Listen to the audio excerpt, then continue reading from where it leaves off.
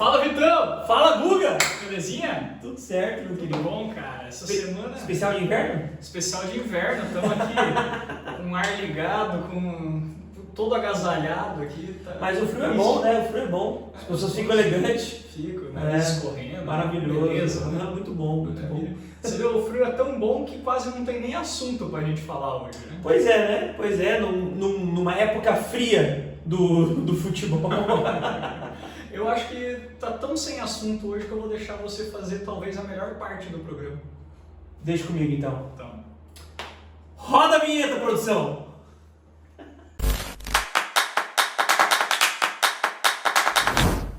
Vitão, Diga lá. Oi!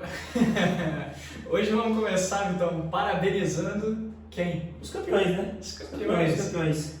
Denver Nuggets finalizaram o Miami Heat 4-1 na série. Denver conseguiu o seu primeiro título. Foi o primeiro título da final de conferência, inclusive, né? Quando ganhou dos Lakers na Conferência Oeste. E agora, primeiro título da NBA do Denver Nuggets. Exatamente. Agora só deixou 10 times para trás que não fizeram... Perdão, deixaram 13 times para trás que não tem nenhum título ainda. Dentro desses 13, 10 nunca sequer chegaram em uma final. Aí, mas o Denver Nuggets está indo bem. Jokic foi o MVP, né? E sem comentários, né? Um dos maiores pivôs com triplo-duplos da história da NBA. Bateu todos os recordes de pontuação de um jogador em uma única série de playoffs. E o time do Denver, Jamal Murray dividindo bola com Jokic. Jokic é um pivô de muitas assistências, além de pontuar bastante. Por isso que ele consegue esses triplo-duplos, né, bem altos, por participar bastante das jogadas.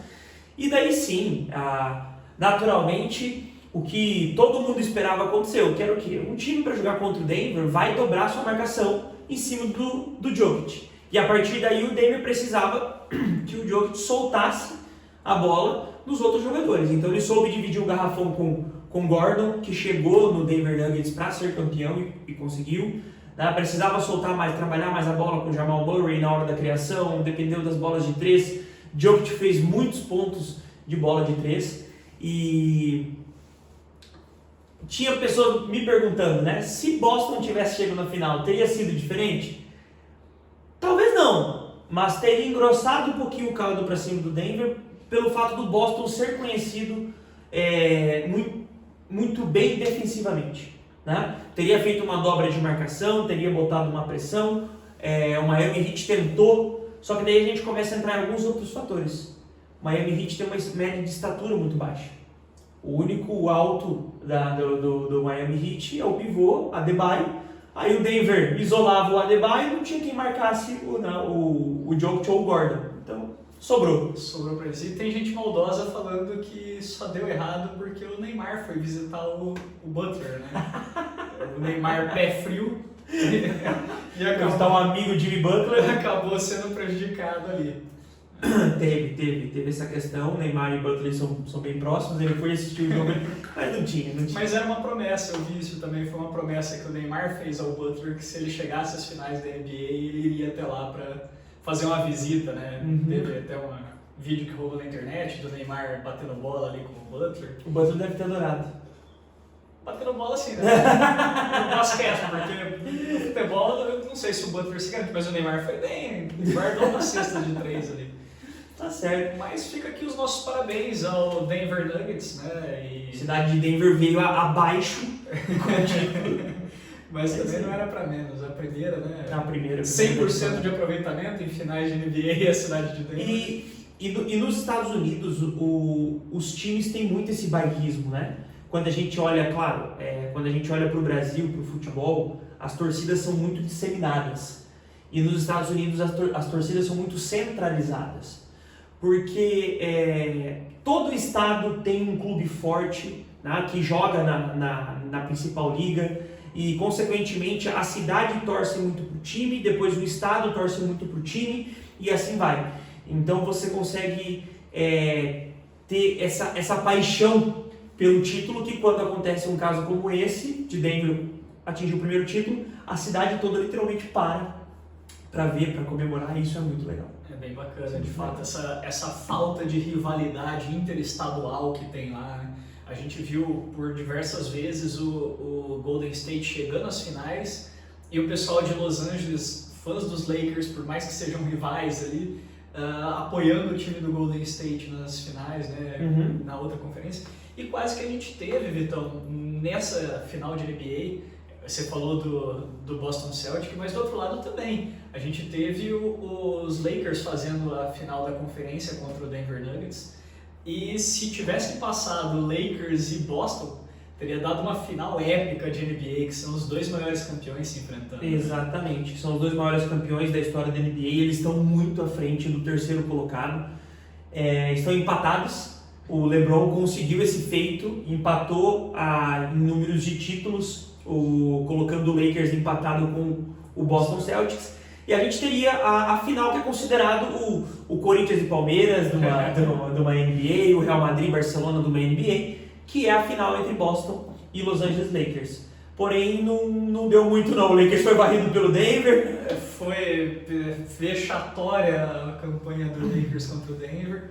O Celtics até tentou, né, contra o Miami Heat, tentou. Aquela bola no finalzinho do Celtic no sexto jogo, mas acabou não dando muito certo. Não deu. Os números, para quem gosta de tabu, né, nunca na história da NBA, numa final de conferência, um time que fez 3-1 perdeu a série. Né? O Boston, ele conseguiu se colocar onde nessa prateleira? Quando ele empata a série em 3-3, ele foi o quinto time a sair perdendo por 3-1 e a empatar 3-3. Só que nenhum desses 5 times levaram o sétimo e último jogo.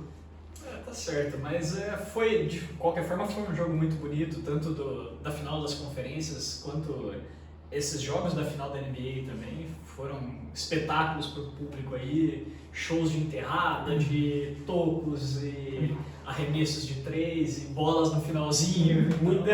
Teve de tudo. Para quem gosta do esporte, acompanhar a NBA é sempre um excelente programa. Perfeito. E só tenho uma queixa, então. Diga lá. Rômulo Mendonça, cara.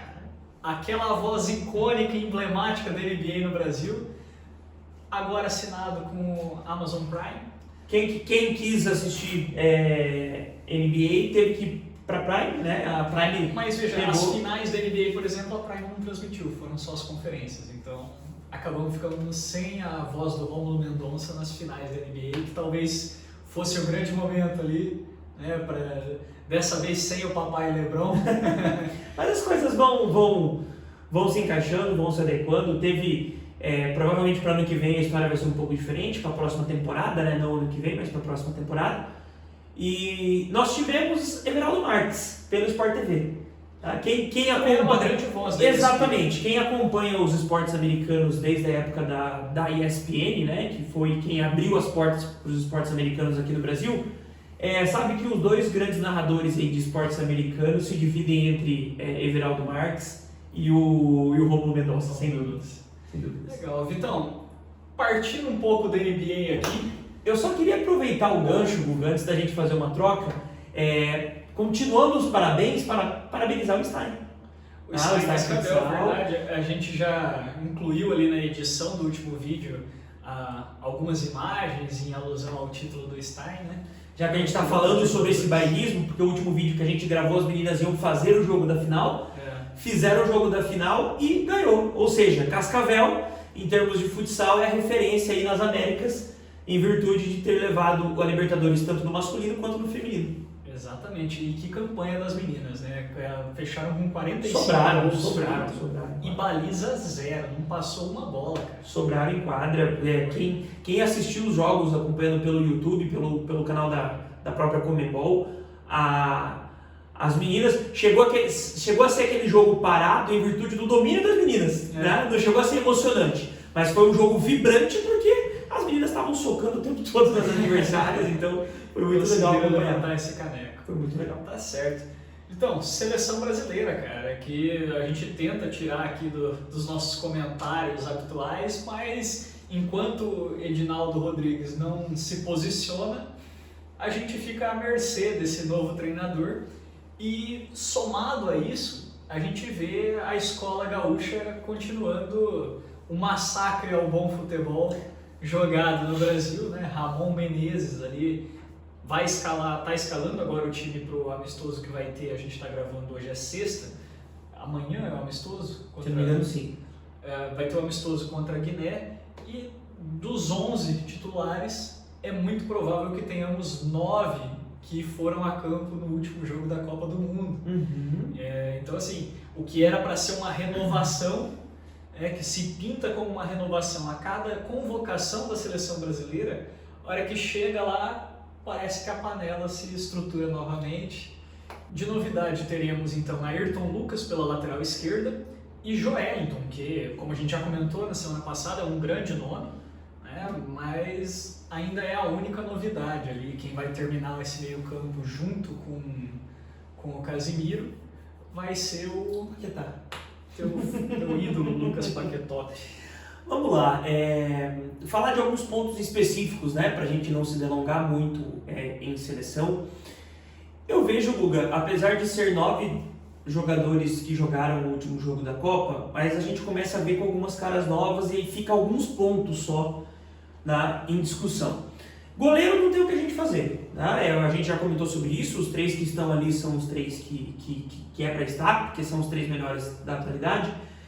Gostei da questão da inovação na lateral direita, que está vindo o Ayrton Lucas. Ayrton Lucas à esquerda. Perdão, na esquerda. Na direita vai ficar o Danilo, que daí é algum dos pontos de discussão. Na zaga não tem o que a gente discutir muito. No meio-campo, o Joelinton, ótima novidade para nós. E uma curiosidade, mas ele é um volante. Só que ele joga muito no ataque. Ele é um jogador que ele começou como atacante, trouxemos isso aqui também, ele começou como centroavante, ele é volante hoje, mas ele muito mais joga do meio para frente do que realmente ajudando muito na marcação. Ele tem uma chegada muito forte no ataque. E daí a minha reclamação é do Paquetá. Tá? Eu vejo que ali seria o nosso ponto de inflexão aqui para a gente poder concentrar as nossas energias numa mudança. Mas eu gostei do ataque. Independente de discutir se Neymar ainda joga, se não joga, se tem espaço, se não tem, se é o melhor jogador brasileiro da atualidade, se não é, eu gostei dessas inovações ali no ataque, inovação no sentido de ver Rodrigo e Vini Júnior, né? Algo do Real Madrid ali. Vejo que quem vai brigar muito com o Rodrigo, e nós não comentamos sobre isso, é Gabriel Martinelli. Para mim, que está de fora em virtude de lesão.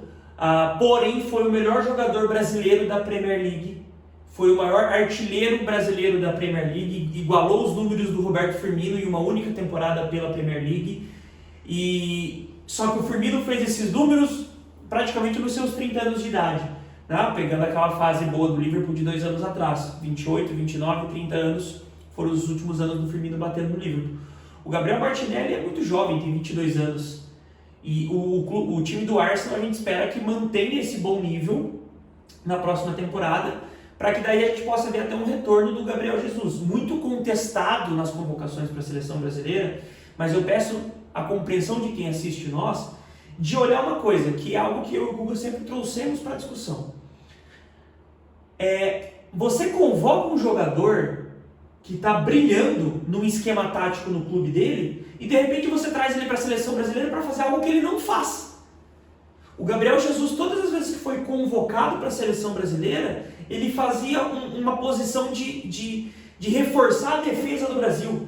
O William fazia isso muito também. Acompanhar o lateral. Acompanhar o lateral. E quando você olha ele no clube, onde ele está rendendo como artilheiro, eu sou um 9 de função. Um 9 de origem. Eu fico aqui na área para matar a bola. Ou para dar assistência. Então não faz sentido. É óbvio que essa escalação não é o que vai chegar até a Copa do Mundo. A gente ainda tem muita gente para entrar nesse time, garotos da base que eventualmente vão ganhar alguma notoriedade. E evidentemente que o próximo treinador da seleção, que de fato comandará o Brasil na Copa do Mundo, virá com uma nova ideia. Esperamos que venha com uma nova ideia, né? Se não resolverem colocar o Mano Menezes ali de novo. A gente sabe que alguns ainda entrarão nesse time. E aí eu te pergunto, Vitão, o principal jogador que ainda tem para entrar nesse time, por mais que você tenha alguma resistência com isso, mas é o Neymar. E hoje eu vejo o Neymar disputando vaga entre o Richarlison, que é o nosso centroavante, e o Paquetá, que é o nosso meia de criação. Eu iria gostar. Vindo numa configuração dessa, da gente tirar o Paquetá e colocar o Neymar, eu gostaria muito. Porque é uma posição que eu já queria ter visto o Neymar na Copa do Mundo. Como 10. Como 10. Como 10 de origem, né? Que para muitas pessoas o 10 é apenas o símbolo do craque, porque virou isso. Mas o 10 de origem, o 10 de armação. Porque eu vejo que nós poderíamos ter um poderio ofensivo maior. É inevitável a genialidade do Neymar. Então por que não usar essa genialidade para criar? Não especificamente para fazer gols. Né? E daí a gente coloca pessoas que têm maior mobilidade do que o Neymar neste momento da carreira para fazer a mobilidade no ataque e o Neymar só. Pontas, exatamente, e o Neymar centralizado. E você acha que ele se encaixaria melhor nessa função do Paquetá ou talvez um pouco deixar esses pontas como pontas de fato e colocar o Neymar como aquele falso 9 que faz aquela transição entre o meia e os pontas no segundo? Não, eu preferia no Armando mesmo, sabe? No Armando mesmo, porque assim, inevitavelmente o Neymar não vai ter força e também não faz sentido ele voltar para marcar. Mas também não faz sentido ele ficar preso muito no ataque, sabe? Então deixa ele flutuando nesse meio campo, já que a gente tem jogado muito nessa configuração de 2 volantes, deixa os volantes trabalhar na marcação, fazer o roubo de bola e soltar a bola no pé do Neymar. Aí dali pra frente ele faz a correria dele, a distribuição de jogada, enfim. Vitão, eu trouxe aqui evidentemente o Ramon não será o treinador da seleção brasileira e essa semana a gente viu o Ancelotti já dando a entender que não assumirá nenhum outro clube, nenhuma outra seleção até o fim do contrato dele com o Real Madrid, que é em julho de 2024. Cogita-se esperar o Ancelotti até julho de 2024. Não sei dizer que impacto isso traria para a seleção brasileira, mas outro nome que também pode estar disponível daqui a um ano, mesmo que não tenha o fim do contrato daqui a um ano, né? E que já anunciou que, findado o seu contrato, procurará uma seleção para assumir, é o maior treinador do mundo, Pep Guardiola. O que você me diz disso, Vitão? Muito se esbarra no quesito salário do Guardiola, né? Um salário astronômico. Porém, eu vejo que quando um técnico ele aceita o convite de treinar uma seleção, eu vejo que ele está disposto a abrir mão de uma parte salarial dele. Para muitos é uma grande oportunidade porque é um aumento de salário na carreira. Para o Pep Guardiola, obviamente, vai ser uma redução. Só que eu vejo que já começa a entrar em algo de uma satisfação profissional. O Guardiola, vamos ser bem a grosso modo no exemplo aqui, no sentido de o dinheiro que ele tinha que ganhar, ele já ganhou como técnico. E agora, tudo que ele podia ganhar como técnico, ele ganhou também. Agora o próximo desafio é o quê? Opa, assumir uma seleção. Então eu vejo que é um momento que, eu aceito ganhar menos para assumir uma seleção. Tá? É uma grande oportunidade, porém Pep Guardiola falou que seria a partir de 2025. Aí eu já vejo que a partir de 2025, muito em cima para a gente poder fazer um trabalho. E ainda sigo na esperança de um Guardiola para 2024. Mas aqui vai um dado interessante, Vitão. Luiz Felipe Scolari, nosso último campeão com a seleção brasileira, ele assumiu o comando da seleção um ano antes da Copa do Mundo. Eu ia entrar num caso como esse, no sentido de, aí as pessoas perguntam, tá bom, mas o Guardiola também é só depois de julho do ano que vem, aí também a diferença de mais 6 meses ou não, é pouca, ou se vai ser um ano, por causa da temporada europeia, que é no meio do ano, enfim. O Ancelotti, no caso. O Ancelotti. Aí eu vejo uma questão que é o seguinte, tudo vai depender de planejamento. O que nós já falamos aqui várias vezes, de clubes exemplares, no modelo SAF, etc., a questão de planejamento, que eu penso que é o seguinte, é até icônico falar isso hoje, no dia que nós estamos gravando, porque quem acompanha vai dar risada com o que eu vou falar agora, mas nenhum técnico da noite para o dia fecha um negócio com um clube ou com uma seleção, né? Então o que eu vejo? Ancelotti, vem cá, você faz parte, você é o nosso plano A, B e C da seleção, né? a gente quer contar com o seu trabalho, quanto que você está disposto? É só a partir do ano tal, do mês tal. Ótimo, mas estaria disposto? Sim. Então vamos começar uma negociação do que seria o planejamento ideal? Vamos. Porque daí é o seguinte, você passa para quem está como técnico interino, se vai ser o Ramon, se vai ser outro, enfim, o projeto. O norte. Isso, o que eu estou pensando? O técnico nesse meio tempo, inevitavelmente, ele já vai começar a estudar esse planejamento e ele já vai lançando. Começa a estudar isso aqui, começa a explorar esse estilo de jogo, começa a dar chances para esses jogadores aqui, para não ficar uma coisa muito repentina, né, na hora que ele assumir a seleção. Então eu vejo que dá para a gente fazer um projeto como esse, não ficaria algo muito fora, exatamente. Vitão, a vantagem dessa data FIFA é que a gente tem aqui agora a final da as fases finais da Liga das Nações, né? A gente teve aí semifinais e agora vão ter os confrontos da final e do terceiro lugar. Para surpresa de alguns e para clareza de outros, a gente teve a Croácia passando para a final de um lado, em cima da Holanda. Uma vitória incontestável da Croácia para cima da Holanda. Do outro lado da chave a gente teve a Espanha, né, passando em cima da Itália. Um gol no final ali do jogo que ajudou a Espanha a se classificar. E essa Liga das Nações está se desenhando de uma maneira a colocar a Croácia como uma grande seleção europeia, apesar de não estar no hall das campeãs mundiais. Eu vejo que quem acompanha, né, a Croácia, ela tem um bom time, ela veio se estruturando ao longo dos anos, e aqui vai um desafio agora para a Croácia, né?